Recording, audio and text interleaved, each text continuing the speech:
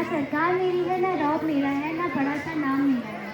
मुझे एक छोटी सी बात का गौरव है, मुझे एक छोटी सी बात का गौरव है। मैं हिंदुस्तान की बेटी हूँ और हिंदुस्तान मेरा है। मैं हिंदुस्तान की बेटी हूँ और हिंदुस्तान मेरा है। ज्ञानदायिनी माँ शारदे को नमन करते हुए यहाँ पर उपस्थित सम्मानित प्रधानाचार्य महोदय, आदरणीय शिक्षकगण व मेरे छोटे बड़े भाई बहनों, सहपाठियों एवं सभी देवप्रिय अतिथिगण, मैं दिया गायनवाल कक्षा 7 की छात्रा सबसे पहले आप सभी को स्वतंत्रता दिवस की हार्दिक शुभकामनाएं देती हूँ। जैसा कि हम सभी जानते हैं कि आज हम यहाँ पर भारत के 78वें स्वतंत्रता दिवस का जश्न मनाने के लिए इकट्ठा हुए हैं। आज के दिन हमें उन सेनानियों को नमन करना चाहिए जिन्होंने इस देश को अंग्रेजों के चंगुल से मुक्त कराने में अपना अतुलनीय बलिदान दे दिया। आज़ादी आज़ादी का असली मतलब वही समझ सकता है जिसने कभी गुलामी की हो। हम सौभाग्यशाली हैं कि हमने स्वतंत्र भारत में जन्म लिया। प्राचीन, मध्यकालीन और वर्तमान भारत के उदाहरणों से मैं स्पष्ट करना चाहूंगी कि जब हम फिरंगियों के चुंगल में फंस गए थे तो रंग दे बसंती चोला की एक आवाज पर टोलियां उमड़ाती थी और उनके इंकलाब जिंदाबाद और वंदे मातरम के नारों से खून में आ जाने वाला 5-5 डिग्री का तूफान अंग्रेजी शासन की जड़ हिला देता था।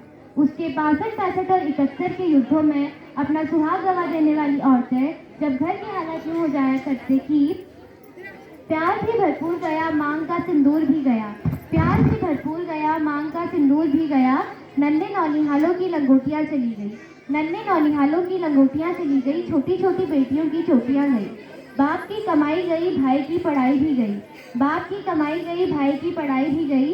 अरे आपके लिए तो एक आदमी मरा है साहब, आपके लिए तो एक आदमी मरा है साहब, मेरे घर की तो रोटियां ही चली गई, मेरे घर की तो रोटियां ही चली गई। इस तरह पूरा परिवार अपनी देशभक्ति साबित कर रहा होता था। तब देश बलिदान मांगता था, तब देश मर मिट जाने को कहता था। किंतु आज देश मर जाने को नहीं कहता है, आज देश मिट जाने को नहीं कहता है। मेरे विचार से कोई व्यक्ति अपना काम पूरी मेहनत, ईमानदारी और सच्चाई से करता है, वह है सच्चा देशभक्ति।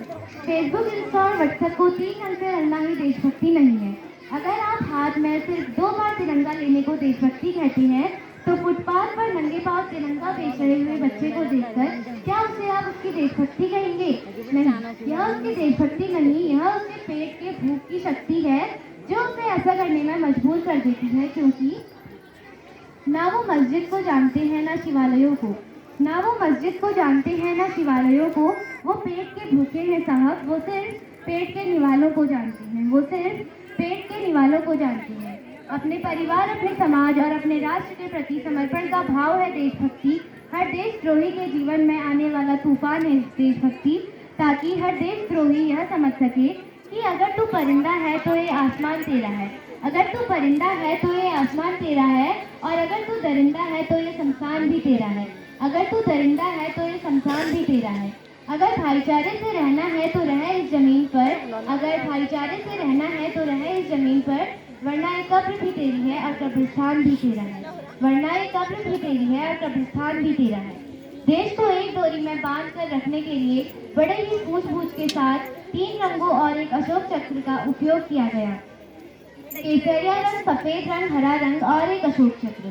केसरिया रंग, तिरंगे में मौजूद केसरिया रंग बलिदान और साहस का प्रतीक है, सफेद रंग सच्चाई व पवित्रता का प्रतीक है और हरा रंग संपन्नता का प्रतीक है।